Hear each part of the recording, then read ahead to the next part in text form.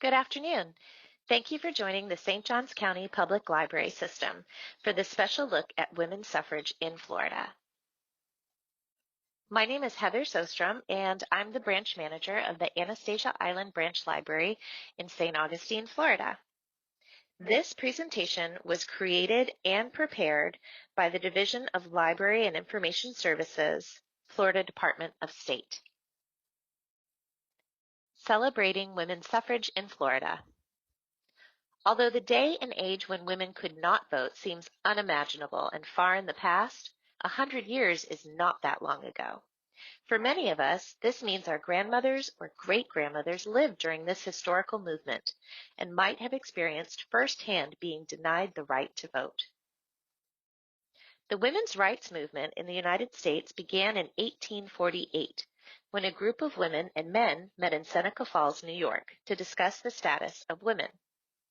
This is a copy of the report produced from that convention that, among other things, resolved that all laws which prevent woman from occupying such a station in society as her conscience shall dictate, or which place her in a position inferior to that of man, are contrary to the great precept of nature, and therefore of no force or authority.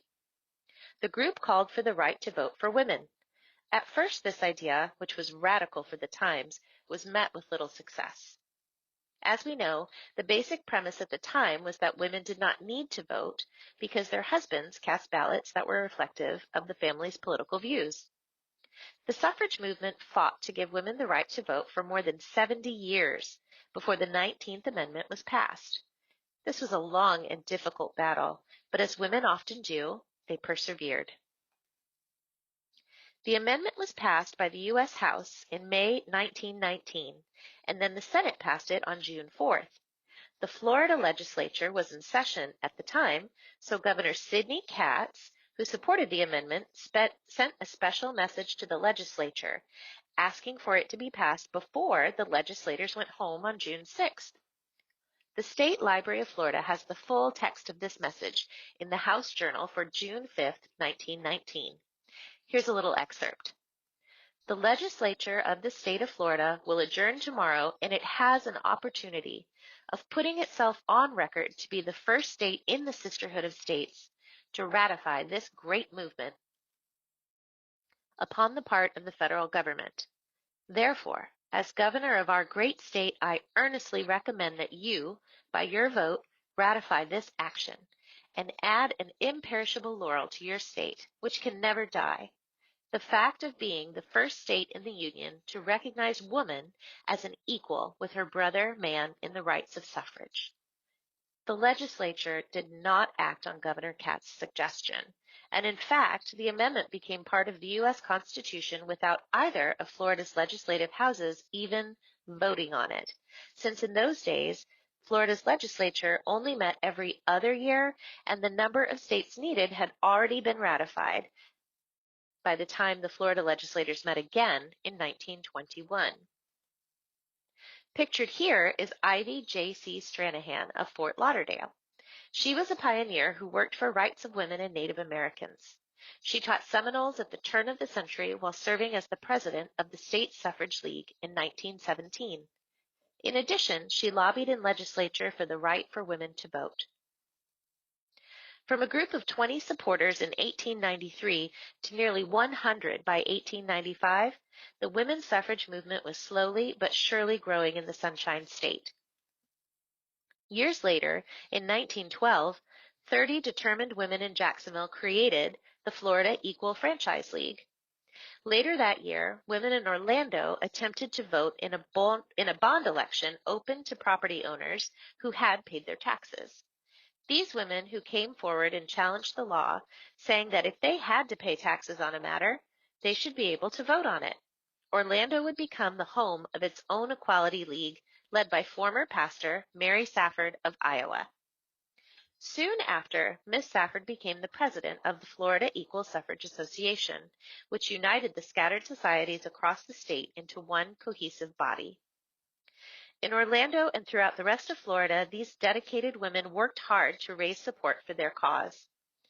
Some types of activities and events they used to advocate for their cause is worth noting and certainly is reflective of their time.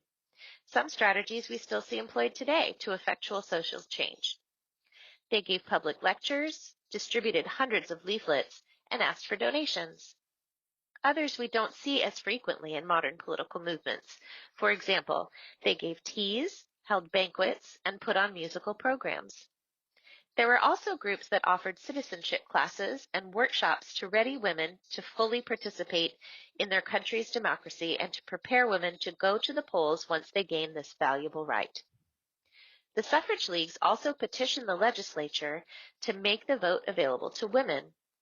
The suffrage question came before the Florida legislature as early as 1913, when nationally recognized suffragist Jeanette Rankin spoke to a large audience in the House chamber in Tallahassee.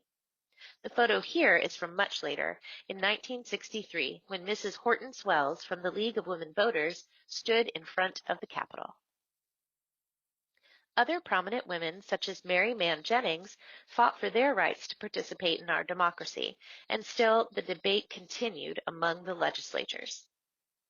Mann Jennings was the wife of Governor William S. Jennings. Mary Nolan from Jacksonville was 73 years old when she picketed in Washington and was jailed for her civil disobedience. Eventually, Mrs. Nolan was sent to a workhouse in Virginia. She was not alone in her struggle. Nearly 200 women suffered poor treatment in workhouses for publicly protesting for the right to vote. Even though Mary Nolan was a grandmother, she was arrested a total of 9 times over her career as a suffragist. Mary Nolan participated in the Watchfires for Freedom, where protesters burned President Woodrow Wilson's speeches on democracy in urns to signify how unjust and inequitable the president's words were, when half of the country's adult population was barred from voting. And then, at the age of 75, Mary Nolan, dressed in a replica of her prison uniform, boarded a train for a promotional tour with other former suffrage prisoners, telling their stories from town to town, looking for support from broader society. Women like Mary Nolan persisted with the conviction that they should be full and equal citizens with the right to participate in our democracy. And here's another Florida leader depicted, Dr. Mary Mcleod Bethune.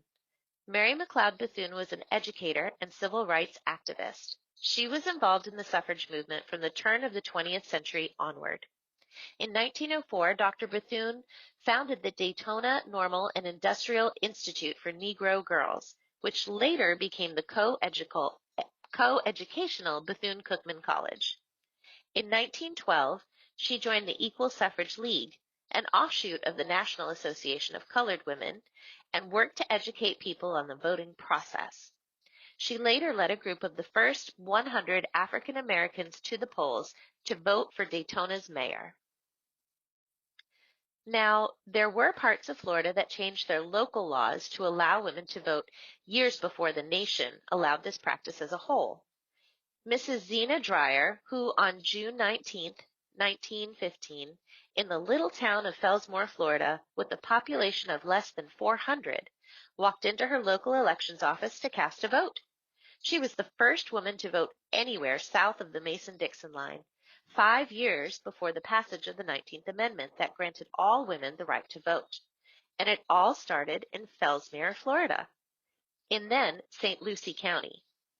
Fellsmere was later joined by many other cities, including Tarpon Springs, Clearwater, Dunedin, and St. Petersburg in Pinellas County, Orantia and Cocoa in Brevard County, Orange City and DeLand in Volusia County, West Palm Beach and Delray in Palm Beach County, Florence Villa in Polk County, Miami in Miami-Dade County, Fort Lauderdale in Broward County, Moore Haven in DeSoto County, and Orlando in Orange County.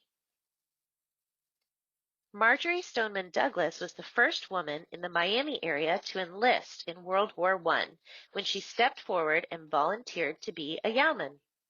Miss Douglas served her country, first in the Navy and then in the Red Cross. However, when the war ended in November of 1918, Miss Douglas was still unable to make her own democratic decisions at the ballot box. But Miss Douglas and other women were determined and they looked for other ways to advance their desired vision. Another important group to recognize is the women who served in public office prior to 1920. Some served in municipal offices in towns that already allowed women to vote. Others were appointed to county or state positions. Some of the appointed women were serving out the end of their husbands' terms after their spouses died in office, such as Mary Jane Curry, treasurer of Monroe County. Others were appointed in their own right, like Mammy Jarrell of Micanopy, who served several terms as the inspector of marks and brands for Alachua County. The first female mayor in Florida, Marion Newhall Horwitz, was elected to serve the town of Moorhaven, a newly incorporated city, in July 1917. Several women served on the state's public school textbook selection committee, the State Board of Osteopathic Examiners, and on commissions in charge of planning for historic buildings and memorials. Women began to represent their communities in areas that, at the time, seemed most appropriate to a woman's interests. Going back to women who were trailblazers in public office, Edna Giles Fuller, who became Florida's first female state legislator, was elected in 1928. Mrs. Fuller became a widow in 1912 at the age of 38. She became active in civic organizations, education, local chambers of commerce, and with the Orlando Planning and Zoning Commission. She also worked to develop a food distribution system after World War I. She did this while taking care of her 2 children, as well as the 3 orphaned children of her brother. In 1928, Mrs. Fuller ran for a seat in the Florida House and won.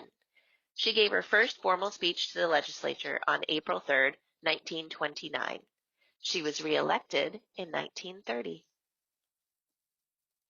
Ruth Bryan Owen became Florida's first U.S. Congresswoman the same year Edna Fuller won her election to the Florida legislature. Owen grew up in politics, watching her father, William Jennings Bryan, debate in Congress in the late 1800s.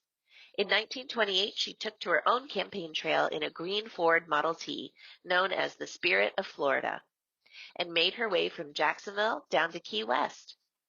Ruth Bryan Owen won the election and went on to champion for the Everglades and children's welfare, and, under President Franklin D. Roosevelt, to serve as the United States envoy to Denmark and Iceland.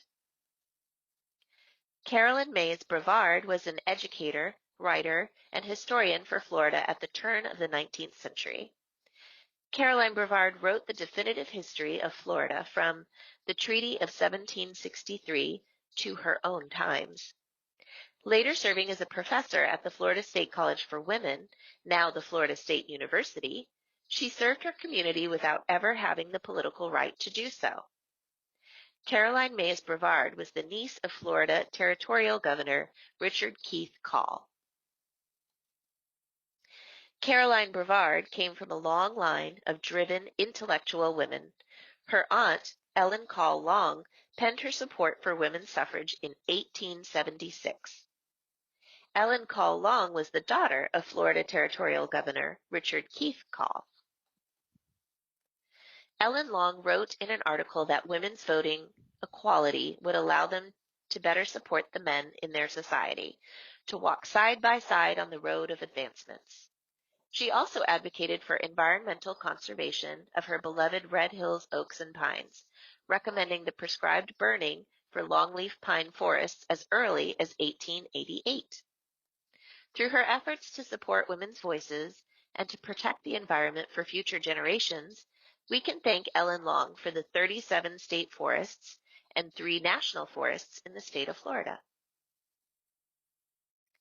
And finally, after this long, hard struggle, the fight for women's suffrage victory was achieved when the U.S. Congress passed the 19th Amendment and required 3/4 of the states ratified it.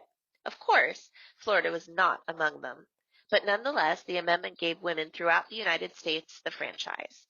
The 19th Amendment, granting women the right to vote, became law in 1920. And here we have a slide reflecting Tallahassee's Daily Democrat newspaper from September 9, 1920, reporting on the first woman to vote in Leon County. It was not until 1969, with encouragement from Florida League of Women Voters, who were celebrating their 30th anniversary at the time, that the Florida legislature ratified the 19th Amendment. The League's parent organization, the League of Women Voters of the United States, was also celebrating its 50th anniversary, along with the act of ratifying the 19th Amendment itself. Pictured here is Senate Concurrent Resolution 1172, signed by Governor Claude Kirk, symbolically ratifying the 19th Amendment in Florida. The Florida Senate actually voted on 2 suffrage-related resolutions that day. There was the Senate Concurrent Resolution 1172, which ratified the 19th Amendment, but there was also Senate Concurrent Resolution 1168, which recognized the state and national leagues of women voters on their respective anniversaries. The 2 buttons in the center row with images are as follows. Left, Susan B. Anthony, and right, Anna Hard Shaw. Now, nearly 100 years after the 19th Amendment was ratified, women continue to help shape the trajectory of our nation and our world through their leadership. Today, more women are holding elected office than ever before. Women run major companies and are making advances in science, medicine, technology, and the arts. Without the women of our past standing up and speaking out for their equality, women today would not have the rights and privileges of citizenship that we enjoy. The women we have highlighted and the men who have supported them help to pave the way not just for our future, but also for the future of our daughters, granddaughters, and the generations of women to come. In spite of the progress we have made, we must never lose sight of what so many women before us fought for and achieved, and the work we have yet to do. And that is why it is important that we reflect on the past, which teaches us the importance of taking action in the present, and also inspires us to fight for our future. I want to thank you for the opportunity to speak to you of the women who came before us, who, through determined examples, have given us so much. And huge special thanks to the Division of Library and Information Services, Department of State, for this presentation. St. Johns County Public Library System thanks you, and we hope to see you again tomorrow.